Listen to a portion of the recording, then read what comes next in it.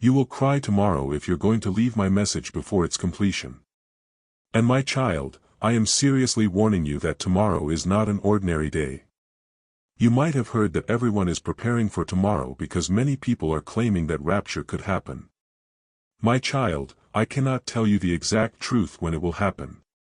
But I am giving you time and a reason to prepare yourself before that glorious day comes suddenly. My child, listen now with your whole heart. I have called you and I am speaking to you not to frighten you for its own sake, but to set you free and to bring you home. Tomorrow or 1,000 tomorrows, the hour is hidden, but the love I hold for you is not hidden. I give you time because I am patient. And I give you warning because I want you ready, not scared. Hear these words the way a father speaks to a child who is about to travel. With care, with truth, and with the plain directions that keep you safe. First, do not let fear bury your reason. Fear that paralyzes is not for me. Fear that moves you to mend, to pray, to love, to seek mercy that can be used for good. If your heart leaps when you think of tomorrow, let that leap become action. Fold your hands, open your eyes, and set your house in order. Pray. Say plainly, I need you. I am sorry. Help me. I know every burden you hide. Confess them aloud if you must. Speak to me in your own words. There is nothing too small to bring before me and nothing you can hide that I do not already hold with mercy. Second, fix your relationships. Love is the sign by which people will know you belong to me. If you are angry with someone, reach out. If you have wronged someone, go and say you are sorry. If someone has hurt you, do not let bitterness live in your home. Bitterness is a thief. It steals peace, joy, and clarity. Forgive even when it is hard. Forgiveness does not mean you erase memory or condone harm. It means you will not carry the poison any longer. Make peace where peace can be made. If you cannot reach someone, pray for them. If you can reach them, do it now. Do not wait for the right mood or the right day. Make the right choice today. Third, live simply and with truth. Remove the things in your life that make you small. Greed. Show the constant chase for applause. Look at what you own and ask if it owns you. Give away what you do not need. Help those who need what you do not. When you give, give quietly, not for praise, but because giving clears your heart and opens you to joy. Speak truth with gentleness. Do not hide behind clever words to excuse what you know is wrong. Truth spoken with love opens doors. Truth kept in silence closes them. Fourth, be a light for the hurting. There are many who are afraid tonight and do not know where to turn. Look around you. There may be the lonely neighbor, the single mother, the person who lives in the same town but has no one to call. Feed a hungry mouth. Sit down with someone who weeps.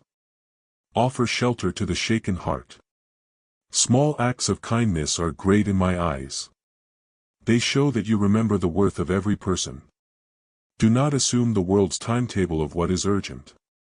Someone's greatest need might be simply to be seen. Be brave enough to notice. Fifth, do not trade your soul for comfort. Comfort is not always evil, but comfort at the price of your integrity is ruin. If you find yourself speaking with two faces, one for the world and another for your deepest truth, stop and align. Let your spoken life match your hidden life. If you have allowed compromise in small things, repair the cracks. Character is built in the little choices. Choose again and again to stand where goodness stands, even when it feels lonely or small. Sixth, return to the ways of prayer and listening. Speak to me plainly and then be quiet. Listening is a discipline. In the hush of the morning or the stillness of the night, there is a voice that is not your own, a tenderness that comes like rain on dry soil. Learn to listen without the rush of your own thoughts. Read the words that bring life and let them wash you. Let prayer be not a list of wishes but a steady turning of the heart toward what is true. Trust that I hear you the moment you speak. Seventh, guard your mind. The world will try to drown you in noise and voices that shout urgency while teaching nothing of love. Do not swallow every fear you hear. Test what you are told by the measure of love and justice. If something drives you to be cruel, greedy, or to despair, reject it. Hold fast to hope. Hope is not passive. It is a posture of the soul that acts and waits. Build habits that strengthen hope. Reading what is good, singing what is true, praying with others, giving when you can. 8th. Do not judge those who are different from you with quickness. Mercy is wider than you imagine.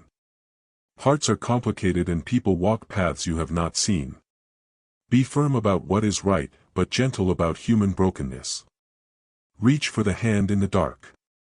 You cannot fix every life and you must not pretend you can, but you can be a steady presence. Small, steady lights cut darkness in ways you do not always see. 9th, prepare practically, yes, but do not let preparation become paranoia. Store some bread. Learn to help if a neighbor falls ill. Know where your important papers are. These are wise things. But do not spend your last days hoarding and hiding. Store love, not just goods. Build courage, not only shelters. The truest readiness is a heart aligned with truth, a clean conscience, and hands ready to serve. 10th. Children, teach them with calm. If you have children, tell them you love them more than all your tasks. Calmly say what is true. Children, take the tone you give them. Give them confidence, not panic. Hold them. Tell them it is okay to ask questions. Teach them to pray, to say sorry, to say thank you. Show them by your actions how to be brave and kind. They learn more from what you do than from what you say. 11th. Do not be proud. Pride hardens the heart and closes ears. If praise comes, let it go through you like wind. If your heart swells, remember from where all breath and talent came. Humility is not thinking less of yourself. It is thinking of yourself less. Live small before me and large before others. Let gratitude be the ruler of your life. 12th, remember those who suffer. There are those who live where danger feels ordinary. Those in war, those in hunger, in prisons of all kinds. Pray for them. Give if you can. Speak up for justice where voices are silenced. Remember that your fate is tied to the fate of the least among you. When you care for them, you show that you belong to a better kingdom than this world often honors. 13th. Be quick to admit when you are wrong. Pride whispers excuses. Honesty admits fault. Saying, "I was wrong" changes you. It opens a door to repair and growth. If you are holding anger like a treasure, lay it down. If you are clinging to a hurt because it makes you feel strong, know that true strength is in letting pain become a teacher, not a weapon. 14th, hold no idols. Idols are many. Money, approval, revenge, pride, the need to control.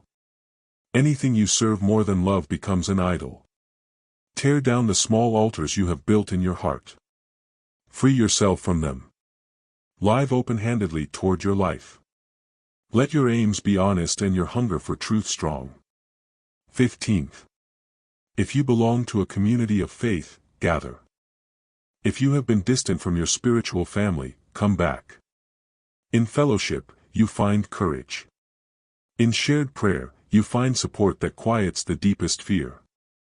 If your community has been part of your hurt, seek healing with someone you trust. Be honest and humble. Communities that love rightly are places where sinners and saints meet and help each other forward. 16th. If you are desperate, remember mercy is nearer than you think. Mercy is not a prize for the worthy. It is the open hand to the weary. Come as you are. Do not tidy your shame in the dark and think you must present a perfect face. Bring the messy broken parts. There is room for them. My love does not demand a list of accomplishments. It only wants the opening of your heart. 17th, watch for the quiet signs that remind you of what matters. A child's laugh, a bird's song, the prayer of an old person. These are not small. They are windows into the life I have made. Do not let busyness drown the music that keeps your heart sane. Stop and look. Breathe. Find beauty in small things. Beauty is not only in high places. It lives in your hands when you care for another being. 18th. Be generous with stories of grace. When you see mercy in your life, tell it. When someone helps you in a small but real way, speak of it. Stories of goodness build courage in others. People need proof that love works. Your story may be the reason another person decides to believe again. 19th. Prepare your heart for joy as well as sorrow. If an hour of great change comes, it will carry both. You may weep for what is leaving and laugh for what is coming. Let both tears and laughter have space. Emotion does not discredit faith. It completes it. Joy that comes from a clean heart is a strong light. Rejoice in small victories, a healed wound, a forgiven debt, a hand extended. 20th. Trust that I do not delight in punishment. I do not take pleasure in fear. My anger at injustice is a sign of my love for the oppressed. When I call, it is to bring you into the fullness of life. My ways may seem strange to you. My timing will not match your plans. But my desire is to restore, to reconcile, to bring you into a peace that no danger can take away. 21st. Be steady. The storms will come and go. Hold fast to what you know is true. Let your hope be an anchor for others. Do not let the world's loudness make you forget the quieter certainties. Love well. Seek justice. Be humble. Forgive quickly. Pray always. These are not empty words. They are tools for a life that can withstand anything. 22nd. If you doubt, that doubt is not a failure but a door. Bring doubts into the light. Ask questions. Seek out those who can help you think and feel clearly. Doubt that pushes you to honesty and humility is useful. Doubt that is used to excuse cruelty or laziness is dangerous. Let your questions bring you closer to truth, not distance you from what is good. 23rd. Remember to be kind to yourself. You are loved beyond your understanding. You will make mistakes on the way to becoming whole. When you fall, get up. When you fail, learn. The work of growing is long and patient. Be as kind to yourself as you would be to a friend who is learning to walk. Take the next step. 24th. If you lead others, lead with service. A leader who seeks to be served is not a leader in my sight. Led by lifting others. When you make rules, let them be just. When you set boundaries, let them protect, not punish. The measure of leadership is how many people are helped, not how many fear you. 25th. Keep watch with hope. The future is not a hazard to be cowered before, but a mystery to be met with readiness. Hold your life lightly and your love firmly. Let every action be an answer to the love you have received. Lead so that if the hour comes unexpectedly, your heart is full and your hands are busy with good work. My child, I do not want your life to be driven by fear of a single day. I want it to be shaped by constant love. Prepare, yes, but live fully. Speak the truth gently. Love without calculation. Be brave for those who cannot be brave for themselves. If tears come tomorrow, let them be the cleansing kind. Tears that make room for a deeper joy. If joy comes, share it. If sorrow comes, let it teach you compassion. Keep your lamps trimmed and burning, not because the world may end, but because the light you hold matters right now to someone in the dark. Walk lightly upon the prideful paths of this age. Walk heavily upon the paths of mercy. Be a builder of peace in the places you travel. Be honest with yourself. Speak plainly. Hold fast to love. I am with you in every small moment and every great fear. I see the work of your hands, the cry of your heart, the secret things you hide from others. I do not count your sins to expose you. I count your chances to return. Take this time I have given you and make of it a life that will not be ashamed when the trumpet sounds in whatever way it sounds. Let your goods be used to heal, your words be used to bless. Your feet be used to run where mercy calls. Do not waste this breath on things that break you. Use it to mend the broken, to feed the hungry, to sit by the lonely, to say, I love you, to those who need to hear it. Do not harden the heart that can still soften. The world needs you to be tender and brave. Will you be both? Why must it end? Because not all that began was meant to last forever in its broken form. Some things were lessons, some things were tests, some were the beauty of a season. Seasons change. Winter follows summer. And that cycle brings rest and new green. If everything stayed as it is, there would be no capacity for fullness, no room for repair, no space for healed joy. I do not end things because I delight in loss. I end what cannot become better in its present shape, so that what is true can be made right. There is a goodness in completing a story, in bringing a worn thing to a place where it is mended or where its end makes room for new life. This is not a waste. It is the wisdom of order. When all comes to a close, only what is aligned with my kingdom will remain. Love that has sought justice. Mercy that has refused to harden. Acts done quietly for the hungry. These are the measures that matter. The truth is not what you collected, but what you became. Did you grow into compassion? Did you risk comfort to feed a neighbor? Did you turn from lies to truth in your small days? These are not small. They are the currency of the kingdom. The ledger I keep is not a book of splendid titles, but of hands that touched others with care, of mouths that spoke truth, of feet that walked to help. The small things add up. It is frightening for many to think that the crowd of things that fills lives will fade, and so they cling. Clinging makes you smaller. Clinging can also make you cruel. You will hoard, blame, and strike to keep your place. I warn against this because I know the heart that clutches loses the hand that gives. In the last day, the hands that gave will be warmer than the hands that grasped. When the world narrows and the noise dims, your true shape will show. Be not ashamed of what you cannot hold forever. Let go of what weighs you down. Hold to what frees you to love. You ask why only I will matter. I will answer simply, I am the source and the goal. Everything that exists comes from a single beginning, and everything that is healed returns to that same place. Imagine a river flowing from a mountain spring into many streams, making gardens and towns and lives. When the streams find damage and filth, the riverhead still holds the clean water, and the final journey returns many drops to that source. I am that source for souls and for meaning. When all things pass, the return is not empty. It is full of connection. The end is a coming home. Do not hold this as a rule meant only to shame. It is an invitation. If the end will make clear that only what matters is love and justice, then living for those things now becomes an urgent grace. Live as if your life will be counted by kindness.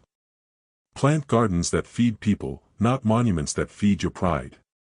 Speak truth that frees, not words that bind. Befriend the lonely and do not make your life a ledger of trophies. You will not carry gold into the place that lasts. You will carry the hands you helped and the lives you mended. These are real treasures. There is a practical side to every truth. Prepare your heart with works and your life with love. When people speak of endings, many think first about fear. Fear of loss, fear of pain, fear of the unknown. This fear can be a teacher if you let it push you to rightness. Let fear make you honest. Let it drive you to confess your failures, to set right what you can, to love without calculation. When you tidy your life, do so with humility. Do not seek headlines for your goodness. Do not pretend your work is perfect. Let your actions be quiet and steady. I will speak plainly about hate and harm. If you have been cruel, if you have used others for gain, if you have stood by while injustice grew, know that such choices leave marks that are heavy. The weight of them will not be invisible on the day of endings. You cannot undo what you have done, but you can name it and turn from it. There is room for repair in confession and restitution. If you have stolen from another, return what you can. If you have spread lies, speak the truth now. If you have taken advantage, seek to restore. Small repairs often lead to larger healing. The aim is truth and restoration, not only shame. To the weary who have carried much and received little, I see you. Your reward is not forgotten. Even if you have waited and suffered, your patience matters. The end will set straight many crooked things. Justice is not delayed because it is absent. It is delayed because the scene must be set for its full revelation. When the curtain is pulled, the truth will appear. Hold on to hope. Your small faithful acts are seeds that time will one day gather. Keep doing them. There will be those who scoff and those who mock the idea of an ending. They will laugh at talk of an only thing that matters. To them, I say, the end reveals what was always true. A house that relied on shifting sand will fall. A house built on strong foundations will stand. Mockery does not change the law of seasons. What you build on sand will not stay because it has no root. What you build with mercy, with courage, and with truth has a root that will be remembered even if men forget. Do not be surprised by the mocking voices. They often hide fear or stubbornness. Know this, the kingdom I speak of is not small and not distant. It is not confined to a building or a ritual or an exact language of words. It is the living presence of love made real in human hearts. When you feed the hungry, you touch the kingdom. When you stop a blow with your own body to protect the weak, you have visited the kingdom. When you speak kindness to the one who expects nothing, you have built the kingdom's gate. These acts are simple but mighty. The greatest deeds are often hidden from the crowd. O children of contradiction, you will stumble between fear and comfort. You will want to live fully and also to hide. Choose the path that leaves your hands busy with good. Idle hands feed worry. Busy hands grow courage. When the final day comes, you will not be asked about how careful you were with fear. But whether you used your life to love, that is the only scoreboard that will matter. There is mercy for those who have hardened long ago. The door is never closed to the one who returns. Shame can be heavy, but it is not the final weight. Bring it out into the light and name it. Confession is a doorway. Humility opens walls. It is always better to come as you are than to delay until you are perfect. For perfect is not the requirement. Truth is, turn your face. Make the small gestures that mean change. A call to the one you wronged, a written apology, a changed routine that puts others first. And remember, my presence is not a distant rulebook. It is an invitation to a life that sings. The music of that life is mercy. And the refrain is simple. Love your neighbor. Seek justice. Walk humbly. When you practice these, you are building a life that reaches beyond any end to what lasts. Live so your life can be carried easily into the place I keep. Live simply, love fiercely.